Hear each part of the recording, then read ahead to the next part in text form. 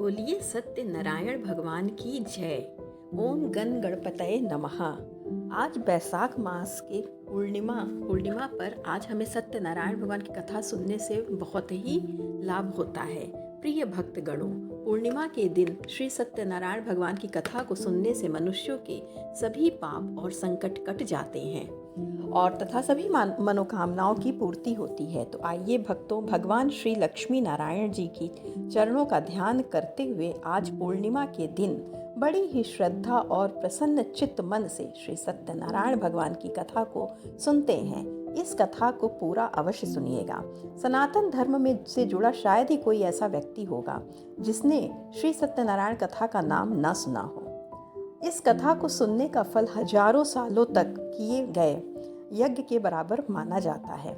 स्कंद पुराण के रेवा खंड में इस कथा की महिमा भगवान श्री सत्यनारायण जी ने अपने श्री मुख से नारद जी को सुनाया है। भगवान श्री सत्यनारायण भगवान विष्णु के ही दूसरे रूप हैं।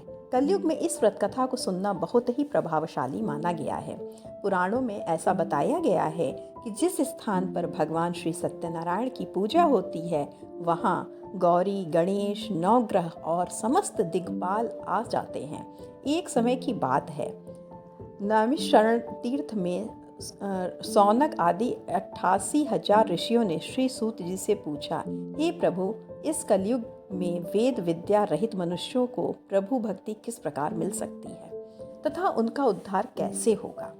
हे मुनि श्रेष्ठ, कोई ऐसा तप बताइए जिससे थोड़े समय में ही पुण्य मिले और मनोवांछित फल भी मिल जाए। इस प्रकार की कथा सुनने की हम इच्छा रखते हैं।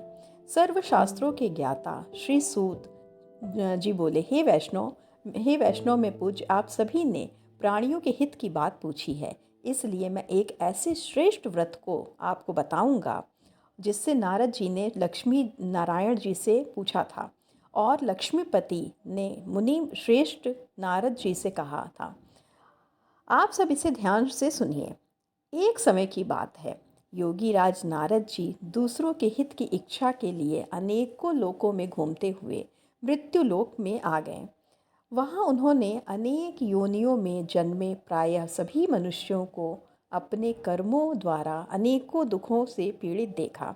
उनका दुख देखकर नारद जी सोचने लगे कि कैसा यत्न किया जाए जिसके करने से निश्चित रूप से मानव के दुखों का अंत हो जाए।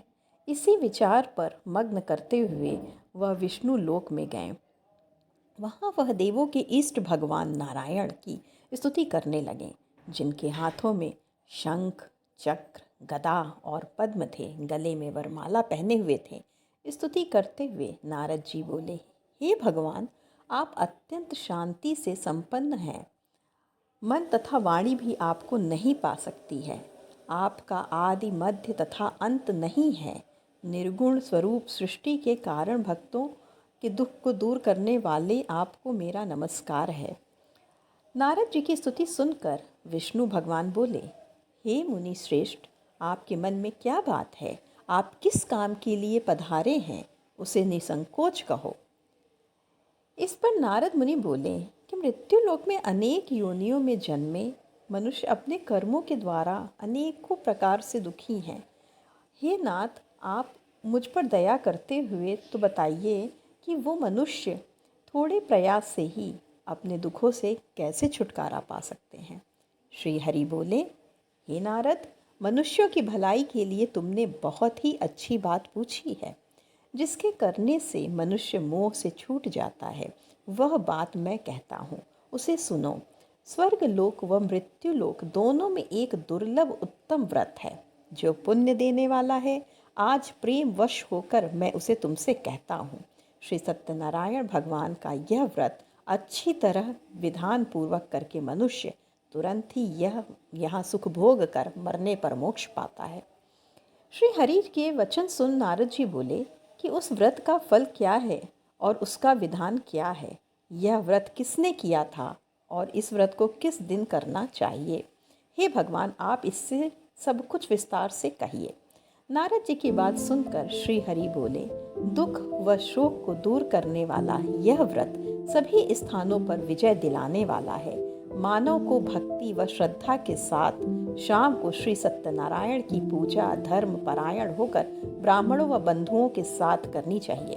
भक्ति भाव से ही नैवेद्य, केले का फल, घी, दूध और गेहूं का आटा सवाई ले आए। गेहूं के स्थान पर साठी का आटा, शक्कर तथा गुड़ लेकर सभी भक्षण योग्य पदार्थों को मिलाकर भगवान का भोग बनाएं।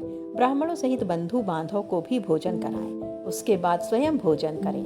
भजन कीर्तन के साथ भगवान की भक्ति में लीन हो जाएं। भजन कीर्तन के साथ भगवान की भक्ति में लीन हो जाएं। इस तरह से सत्यनारायण भगवान का यह व्रत करने पर मनुष्य की सारी इच्छाएं निश्चित रूप से पूरी होती हैं। इस कालिकाल अर्थात कलयुग में मृत्यु लोक में मोक्ष का यही एक सरल उपाय बताया गया है। आगे सूत जी बोले, हे ऋषियों, जिसने पहले समय में इस व्रत को किया था उसका इतिहास कहता हूँ, ध्यान से सुनो। सुंदर काशीपुर नगरी में एक अत्यंत निर्धन ब्राह्मण रहता था। भूख प्यास से परेशान वह धरती पर घूमता रहता था।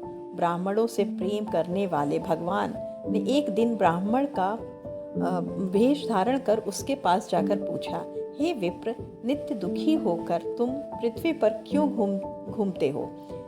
एक ब्राह्मण बोला, मैं निर्धन ब्राह्मण हूँ, भिक्षा के लिए धरती पर घूमता हूँ। हे भगवान, यदि आप इसका कोई उपाय जानते हो तो बताइए। वृद्ध ब्राह्मण कहते हैं कि सत्यनारायण भगवान मनोवांछित फल देने वाले हैं, इसलिए तुम उनका पूजन करो। इसे करने से मनुष्य सभी दुखों से मुक्त हो जाता है। वृद्ध ब्राह्मण जब बनकर आए, सत्यनारायण भगवान उस निर्धन ब्राह्मण को व्रत का सारा विधान बताकर अंतर्धान हो गए। ब्राह्मण मन ही मन सोचने लगा कि जिस व्रत को वृद्ध ब्राह्मण करने को कह गए हैं, मैं उसे जरूर करूँगा। यह निश्चित करने के बाद उसे रात में नींद नहीं आई। वह सवेरे उठकर सत्यनारायण भगवान के व्रत का निश्चय कर भिक्षा के लिए चला गया। उस दिन निर्धन ब्राह्मण को भिक्षा में बहुत धन मिला, जिससे उसने बंधु बांधवों के साथ मिलकर श्री सत्यनारायण भगवान का व्रत संपन्न किया। भगवान सत्यनारायण का व्रत और संपन्न करने के बाद वह निर्धन ब्राह्मण सभी दुखों से छूट गया और अनेक प्रकार की संपत्तियों से युक्त हो गया। उसी समय से यह ब्राह्मण हर माह इस व्रत को करने लगा। इस तरह से सत्यनारायण भगवान के व्रत को जो मनुष्य करेगा वह सभी प्रकार के पापों से छूटकर मोक्ष को प्राप्त होगा। जो मनुष्य इस व्रत को सुनेगा वह भी सभी दुखों से मुक्त हो जाएगा। और सूत जी बोलते हैं, हे मुनियों, जिसने इस व्रत को किया है वह मृत्यु लोक में परम सुख को भोग कर बाद में अंत में परम मोक्ष को प्राप्त होता है। जय सत्यनारायण भगवान की जय।